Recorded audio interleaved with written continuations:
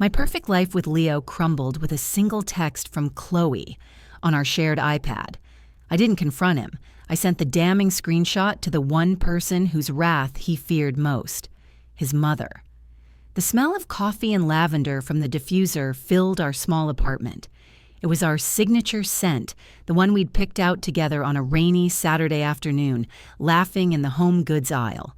That was us, Leo and me.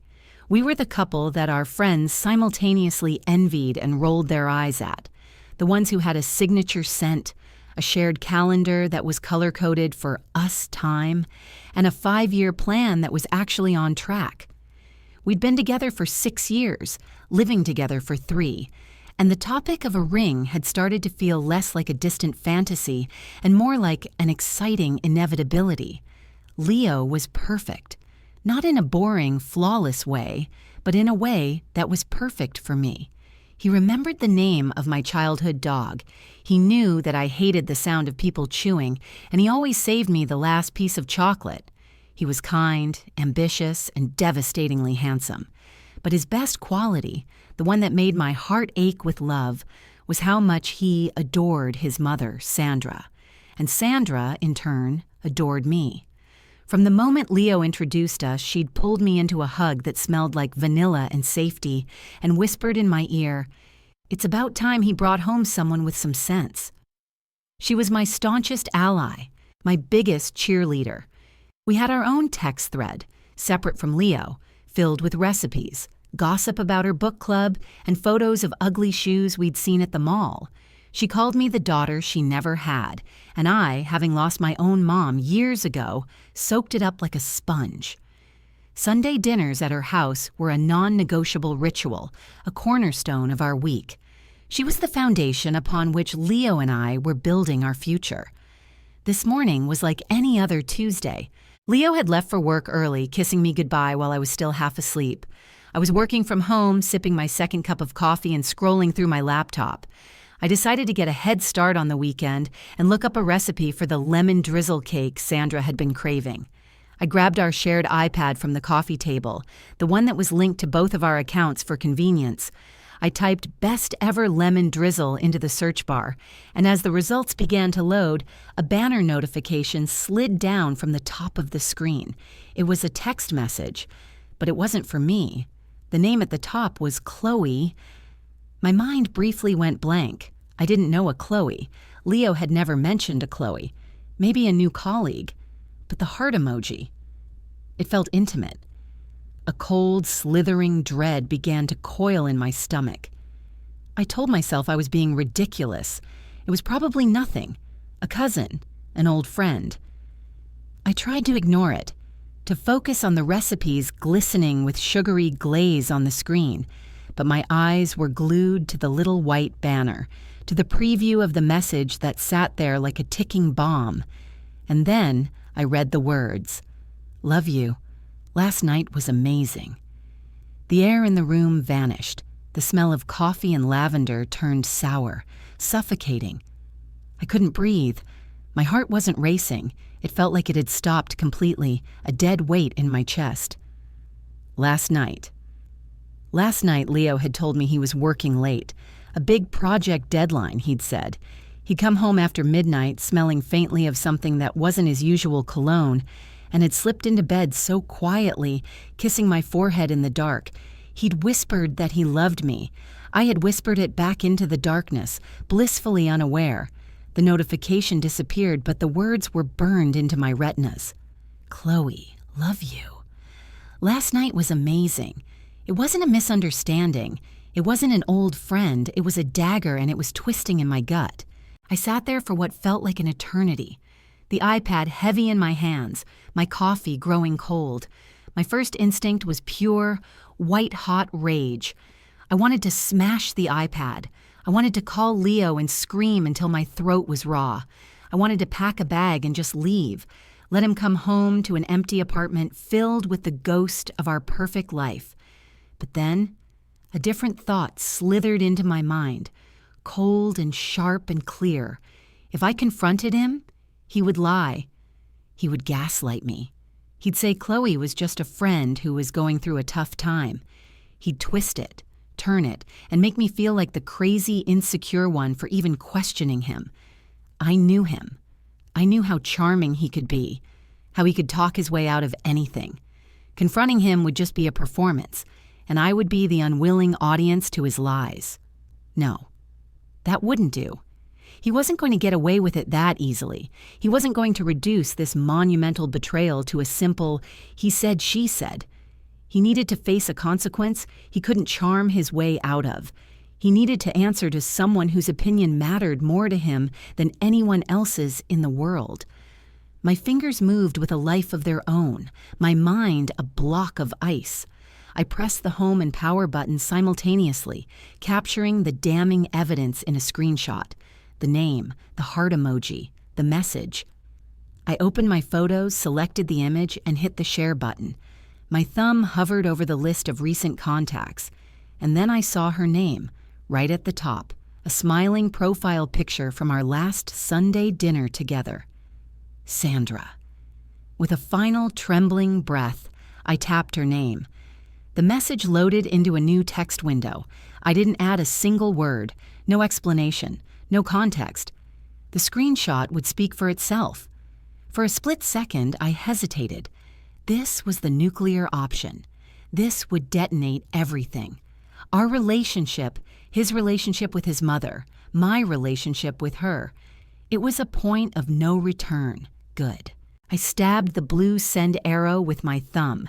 The little delivered receipt popped up underneath the image. I dropped the iPad onto the sofa as if it were on fire.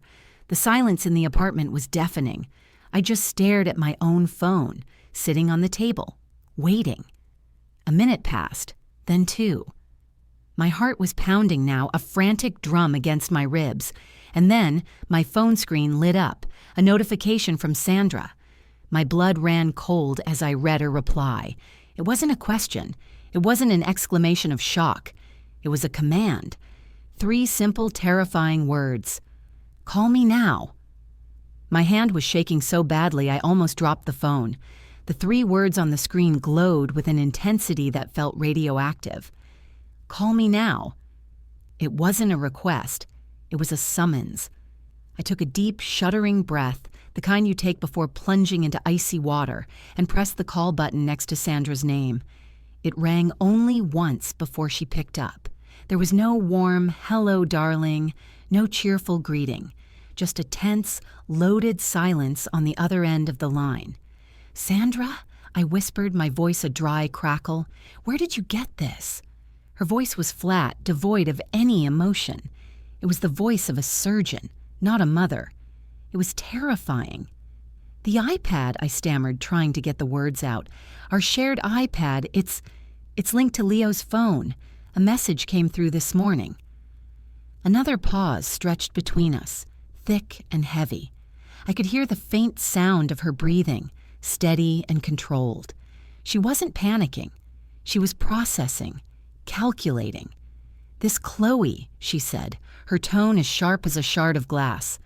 Do you know who she is? No, I choked out, a sob finally catching in my throat. I've never heard of her. He told me he was working late last night. The last few words were a pathetic whimper. I felt my composure cracking, the icy shock beginning to melt away, leaving behind a raw, searing pain. I expected her to comfort me, to say something soothing, to tell me it was all a terrible mistake. She didn't. Instead, I heard a long, slow exhale. It wasn't a sigh of sadness or pity. It was a sigh of profound, weary disappointment. A sigh that sounded like it had been held in for years. That boy, she murmured, almost to herself. He is just like his father. The words hit me with the force of a physical blow. Just like his father? Her ex-husband? The man she never ever spoke about except in vague, dismissive terms? Sandra, what are you talking about? Listen to me very carefully, she said, her voice snapping back to that cold, commanding tone. Do not call him. Do not text him. Do not give him any indication that you know. Do you understand? But, do you understand me? She repeated, her voice steely. Yes, I whispered. wiping furiously at the tears now streaming down my face. "Good. Now, I want you to go into the bedroom and pack a bag. Not everything. Just enough for a few days. Toiletries, a change of clothes, your laptop, things you can't live without. Don't make it look like you've left for good. Just make it look like you've gone for a weekend trip." My mind was reeling. "A bag? Where am I going?" "You're coming here," she stated, as if it were the most obvious thing in the world. "Pack the bag, walk out of that apartment, and do not look back. When he calls you, and he will call you, you let it go to voicemail. You do not answer. You do not respond. Let him wonder. Let him panic. I want him to feel, just for a little while, the same gut-wrenching uncertainty that you're feeling right now." A strange sense of calm began to settle over me, pushing aside the hysteria. Her plan, her control, it was an anchor in my storm. I wasn't just a victim anymore, I was a conspirator. "Okay," I said, my voice firmer now. "Okay, Sandra, I'll pack a bag." "I'll see you in an hour," she said, and the line went dead. I moved like a robot, following her instructions to the letter. I went to our bedroom, the room where he'd slipped in beside me just hours before, and pulled my weekend duffel bag from the top of the closet. I packed my toothbrush, my face wash, a pair of jeans, a few sweaters, my work laptop. Every item I touched felt alien, a prop in someone else's life. I looked at the framed photo on our nightstand, the two of us smiling on a beach in Spain, the sun in our eyes. My hand twitched with the urge to smash it, but I resisted. I had my orders. As I zipped the bag shut, my phone buzzed on the bed. My heart leaped into my throat. It was him, a text from Leo. "Hey beautiful, morning is dragging already. Can't stop thinking about you. Counting the minutes till I'm home. I love you so much." The hypocrisy was so blatant, so nauseating, it almost made me laugh. I stared at the words, at the lie sitting there in plain text, and I felt a fresh wave of rage wash over me. I took a screenshot of that text too, for good measure. Then I turned my phone on silent, grabbed my keys and my bag, and walked out of the apartment without a second glance. The smell of coffee and lavender followed me out the door, a phantom of a life that no longer existed. The drive to Sandra's was a blur. I kept replaying her words in my head. He is just like his father. What did that mean? What history was I completely oblivious to? The journey that usually felt comforting and familiar now felt like a drive into enemy territory, except the enemy was my own life. I pulled into her driveway, my hands clenched on the steering wheel. I could do this. I could see this through. I got out of the car, hauled my bag over my shoulder, and walked up the stone path to her front door. Before my knuckles could even touch the wood, it swung open. Sandra stood there, her face a mask of grim determination. She wasn't wearing her usual cozy cardigan. She was dressed in sharp trousers and a silk blouse, as if preparing for a business meeting. She didn't hug me. She just took the duffel bag from my shoulder, her eyes boring into mine. They were filled with an emotion I couldn't quite place, not just anger, but a cold, calculated fury.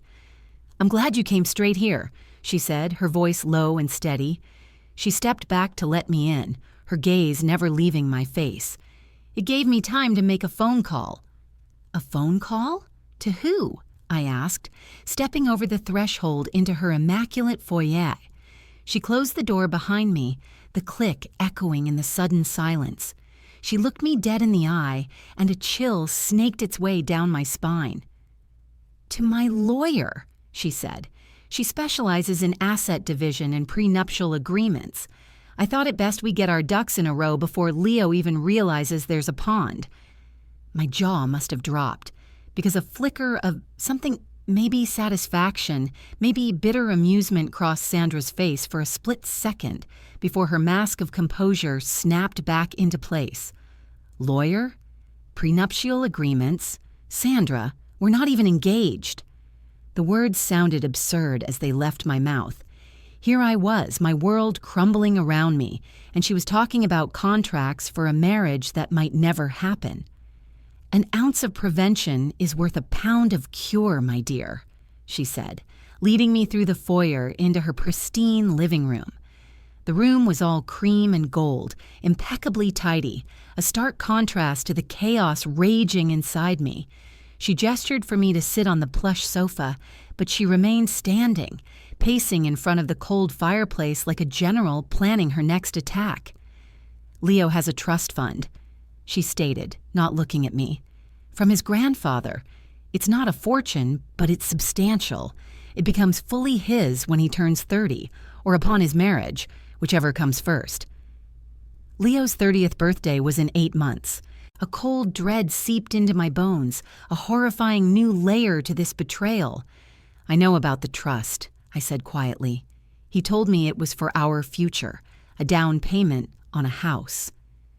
Sandra stopped pacing and finally turned to face me, her eyes hard. "And did he tell you about the family clause? The one his grandfather, a man of traditional values, insisted upon?" I just shook my head, numb. "The trust has a morality clause," she explained, her voice clipped and precise. "It can be contested and potentially forfeited in the event of proven infidelity or moral turpitude prior to the marital contract being signed. My father was a bastard, but he was a thorough bastard." The pieces began to click into place, each one colder and sharper than the last. The lawyer, the talk of assets, the urgent, calculated nature of her response. This wasn't just about a broken heart. This was about a broken contract. "Sandra," I began, my voice trembling. "What are you saying?" "I am saying," she said, leaning forward slightly, her gaze intense, "that my son has made a catastrophic mistake. Not just by hurting you, which is unforgivable, but by being so monumentally stupid as to get caught. He has jeopardized everything." She took a deep breath. "And I am not going to let him get away with it. We are not going to let him get away with it." The "we" hung in the air between us. It was a declaration of allegiance, an invitation to join her war council. The grief and the hurt were still there, a massive gaping wound in my chest, but something else was beginning to sprout in the ruins, a cold, hard sprout of anger. She was right. He had been stupid. He had been careless. He had thought he could have his cake and eat it too, lying to my face while texting his lover about their amazing night. My silent phone buzzed on the coffee table beside me. We both looked down. It was Leo, an incoming call. His smiling face filled the screen, a picture from that same trip to Spain. It was sickening. As per Sandra's instructions, I let it ring, and ring, and ring, until it finally fell silent. A moment later, a new text message notification popped up. "Hey, you okay? Not answering your phone. Call me when you get this." "Let him stew," Sandra said, a grim smile touching her lips. "The first tendrils of panic. He'll assume you're busy with work for now, but the seed of doubt has been planted." She sat down in the armchair opposite me, her posture erect and purposeful. "Now," she said, her voice dropping to a conspiratorial whisper, "you and I have work to do. This Chloe, we need to know who she is. Does he have any new colleagues? Anyone from his gym? Think." My mind, which had been a fog of pain, began to sharpen, focusing on the task. It felt better than drowning in sorrow. It felt like purpose. "There's no one new at his firm he's mentioned," I said, racking my brain. "His gym friends are all guys." Wait. A memory surfaced, hazy at first, then coming into sharp relief. A few weeks ago, he mentioned he was helping a friend of a friend with her portfolio. Pro bono, he said, to build goodwill. "A name?" Sandra pressed. "I think. Chloe Brennan. He said she was a graphic designer, just starting her own freelance business." I remembered him talking about how talented she was, how he was so impressed by her drive. At the time, I'd felt a small, silly pang of pride in him for being so helpful, so generous with his time. Now, the memory was coated in slime. Sandra's fingers were already flying across her own phone screen. "Chloe Brennan, graphic designer," she murmured. A few seconds of tapping, and then she turned the screen towards me. There she was, an Instagram profile. Her profile picture showed a woman with bright, artsy glasses, a cascade of dark curls, and a wide, confident smile. She was beautiful, the kind of effortlessly cool, creative beautiful that I always felt I was trying too hard to be. The latest picture on her grid was a minimalist shot of a cocktail, a fancy-looking bar in the background posted 12 hours ago. The caption was a single word: celebrating. I felt the air leave my lungs. Celebrating what? Celebrating her amazing night with my boyfriend? Her office is downtown, Sandra said, having already navigated from Instagram to a professional networking site. Less than 10 blocks from Leo's. Convenient. Disgustingly convenient. My phone buzzed again and again. A call. A text. A call. He was starting to spiral. The silence was working. "What's the plan, Sandra?" I asked, my voice barely a whisper. I looked at her, this woman who I thought was my future mother-in-law, my friend. She was now my general. "What do we do now?" She looked from her phone to me, her eyes glittering with a chilling intensity I had never seen before. "The plan is simple. We are going to let him dig his own grave. He thinks he's smart, but he's sloppy. He's emotional. He will make mistakes. And we will be there to document every single one of them." She leaned back in her chair, the picture of calm control. "But first," she said, a slow, predatory smile spreading across her face, "I think it's time to test the waters. We need to see just how deep this lie goes." She picked up her phone. "I'm going to call him. I'm going to tell him I'm worried about you, that you're not answering my calls either. I'm going to see what story he spins for his mother." My heart hammered against my ribs. He'll know something's up. You calling him right after I go silent? It'll seem coordinated. Sandra held up a perfectly manicured hand, silencing me. "My dear, I call you at least 3 times a week for no reason at all. Me calling him because I can't get a hold of my daughter is perfectly normal. It's the concerned mother-in-law routine. He's expecting it. What he's not expecting is for me to be armed with the truth." She gave me a sharp, penetrating look. "Are you ready? I'm going to put him on speaker. You are not to make a single sound. I want you to hear this for yourself. I want you to hear exactly what kind of man you've been living with." I nodded, my throat too tight to speak.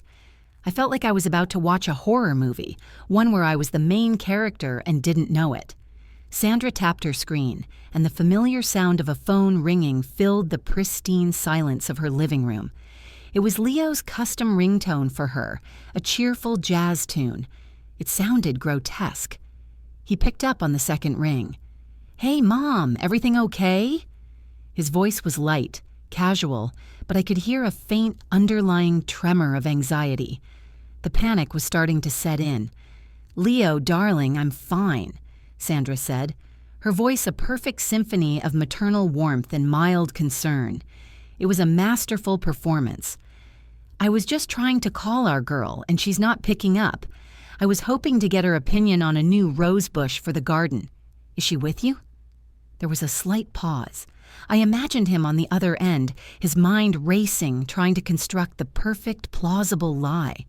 "Oh, no, she's not with me," he said, his voice a little too quick.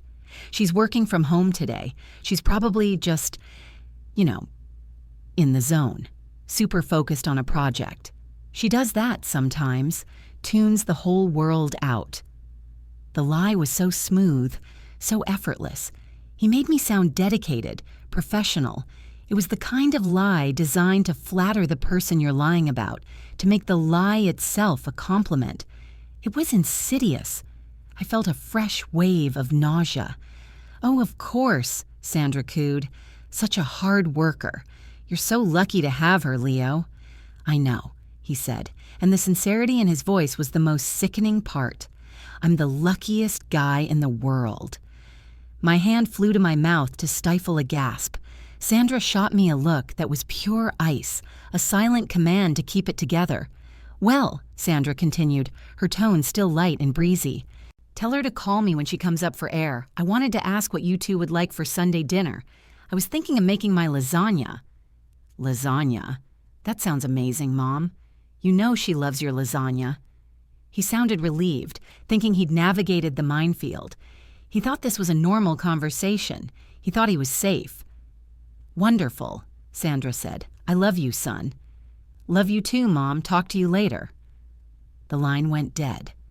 The silence that descended was heavier, more toxic than before. I stared at Sandra, my eyes wide with a mixture of horror and awe. He lied, so easily. "Like breathing," Sandra said, her voice flat. She placed her phone face down on the polished wood of the side table. "That's what his father was like. He could look you in the eye, tell you he loved you more than life itself, and then walk out the door to meet another woman. Some men are born with a broken compass, my dear. They don't know which way is true north." She stood up and walked over to the window, looking out at her perfect manicured garden. "This Chloe," she said, her back to me. "She's not the first." The blood drained from my face. "What?" Sandra turned around slowly, her expression unreadable. "Leo was engaged before he met you, to a lovely girl named Amelia.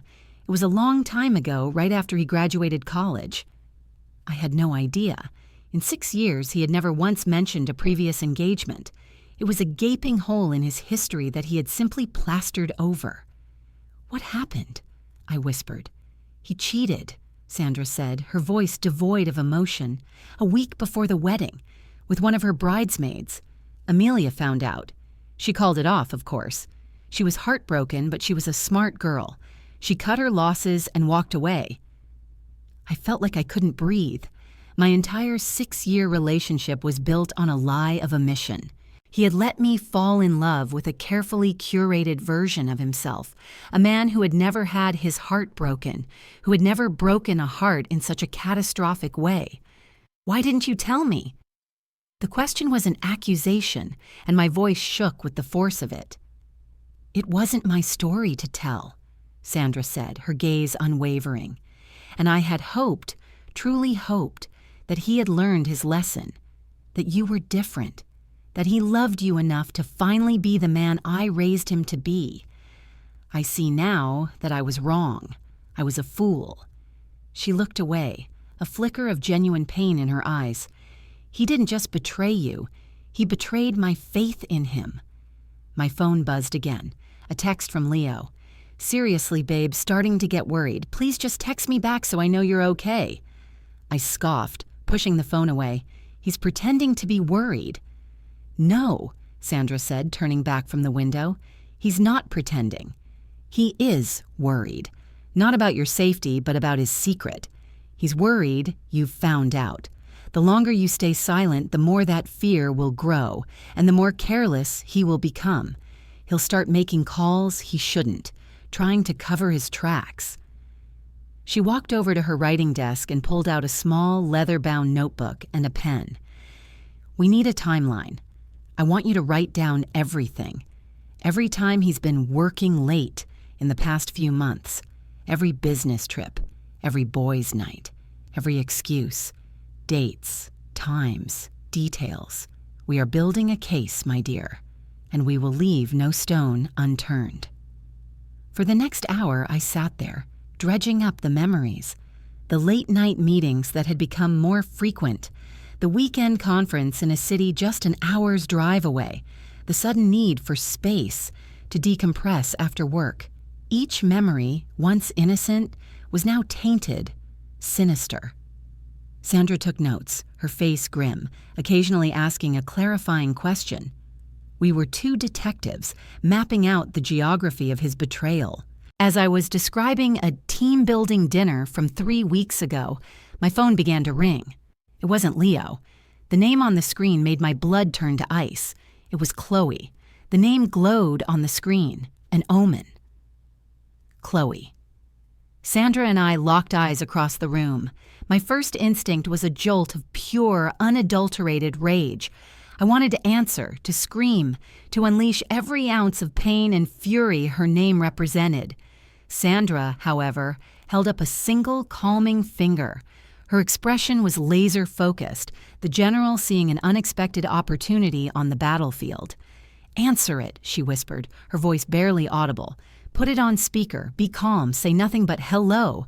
Let her talk first. Let's see what move she makes." My hand trembled as I swiped to accept the call. I held my breath, pressed the speaker button, and placed the phone on the coffee table between us. "Hello?" I said, my voice surprisingly steady, though it felt like it belonged to someone else. There was a moment of silence on the other end, then a hesitant voice. "Hi, is this Leo's girlfriend?" The voice was younger than I expected, laced with an unmistakable thread of anxiety. "This is she," I replied, my tone flat and cold. I heard her take a shaky breath. "Look, I know this is a completely insane way to do this, but I think we need to talk. My name is Chloe." "I know who you are," I said, the words tasting like acid. "He's been calling me," she said, the words rushing out now. "Panicking. Because you're not answering his calls. He's worried you found out about us." Sandra leaned forward slightly, her eyes narrowed, taking in every word. "And he wants you to what?" I asked, my voice dripping with scorn. "Help him lie? Patch things up for him?" "No," she said, a note of desperation in her voice. "That's what he wants, but that's not why I'm calling. He told me you two were over, that you were still living together to save on rent, but that it was finished months ago. He said you were barely speaking, that it was just a matter of one of you finding a new place." The lie was so audacious, so complete it almost took my breath away. He hadn't just cheated, he had erased me. He had rewritten our entire life together as a sad, pathetic epilogue, all to sell a fantasy to this other woman. I glanced at Sandra. Her face was a thundercloud. "He told you that?" I asked, a bitter, hollow laugh escaping my lips. "Yes. He said he was falling in love with me, that he wanted a real future, but he had to end things with you gently because you were emotionally fragile," she said, the last words in air quotes. "I'm not an idiot. I had my doubts. But this morning, his panic. It wasn't the panic of a guy worried about his fragile ex. It was the panic of a man who's been caught. I'm so sorry. I swear to you, if I had known, I never would have." Her voice broke. A strange thing happened then. The white-hot rage I felt towards her began to cool, replaced by a cold, hard anger directed solely at Leo. He had played us both. We were two women on opposite sides of a board game we didn't even know we were playing, and he was the one moving the pieces. "Where is he now?" I asked, my voice hard as steel. "He's on his way to my apartment," Chloe said. "He wants me to call you, to pretend I'm an old college friend or something, to cover for him. He's a mess." An idea, cold and brilliant and terrifying, sparked in my mind. I looked at Sandra. Her eyes were alight with the same thought. She gave a single, almost imperceptible nod. The general was approving the plan of attack. "Stay there," I said to Chloe. "Don't let him in. Tell him you need a few minutes. I'm on my way." "What? What are you going to do?" "I'm going to give him the gentle ending he was so worried about," I said, and hung up the phone. 45 minutes later, I was standing on a tree-lined street in a trendy part of town I'd never been to before. Sandra was parked a block away, my getaway driver and my witness. My heart was a cold, heavy stone in my chest, but my hands were steady. Chloe had texted me the address and a description of his car. I saw it parked across the street from a modern-looking apartment building. And then I saw him. Leo was pacing on the sidewalk, phone pressed to his ear, looking frantic. He was leaving another voicemail, I assumed. For me, or for her. It didn't matter. He looked up, his eyes scanning the street, and then he saw me. His face went through a rapid-fire series of expressions. Confusion, then shock, then a dawning, stomach-plummeting horror. He lowered the phone from his ear slowly, as if in a dream. I didn't say a word. I just walked calmly across the street until I was standing directly in front of him, on the sidewalk outside Chloe's apartment building. "What? What are you doing here?" he stammered, his face pale. "I could ask you the same question," I said, my voice eerily calm. "This isn't what it looks like," he started, the classic, pathetic refrain of the guilty. "Chloe is just a friend. I was just dropping something off for her." "Leo," I said, cutting him off, "stop. Just stop talking." From the corner of my eye, I saw the front door of the building open. Chloe stepped out. She looked at Leo, then at me, her face a mixture of guilt and resolve. Leo's eyes darted between the two of us. The lie was dead. There was nowhere left for him to run. The color drained from his face as he finally understood. He was caught. Not just caught, but cornered. "I forwarded her text to your mother this morning," I said quietly, delivering the final blow. "The one from this morning. The 'love you last night was amazing' one." His entire body seemed to crumble. It was like watching a building be demolished in slow motion. The arrogance, the charm, the easy confidence, it all disintegrated, leaving behind a pathetic, frightened man. He looked at me, his eyes pleading. "My mom? You told my mom?" That was what broke him. Not that he had hurt me, not that he had lied to Chloe, but that his mother knew. "She knows everything, Leo," I said. "She knows about Amelia, too." His head snapped up at that, his eyes wide with disbelief and terror. That was the ghost he thought he'd buried for good. I took a deep breath. "We're done. I'll have my things out of the apartment by the end of the day. Don't call me. Don't call your mother. Her lawyer will be in touch with you about the rest." I turned without another word and walked away. I didn't look back. I didn't need to. I could feel the wreckage of his life smoldering behind me. I walked the block to where Sandra was waiting, got in the car and closed the door. She didn't say anything. She just reached over, squeezed my hand, and started the engine.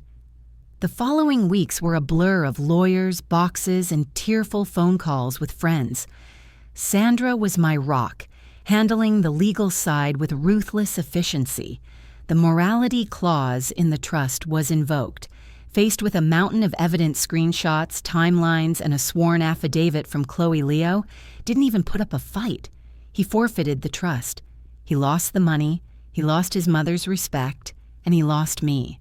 The last I heard, he'd moved to a different city, trying to start over.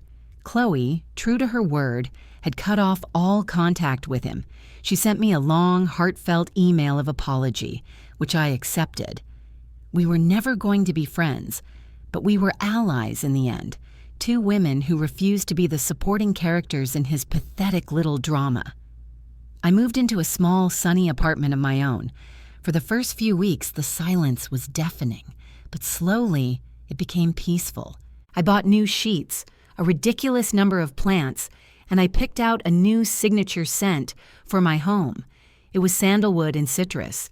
It smelled nothing like coffee and lavender. It smelled like my own new beginning.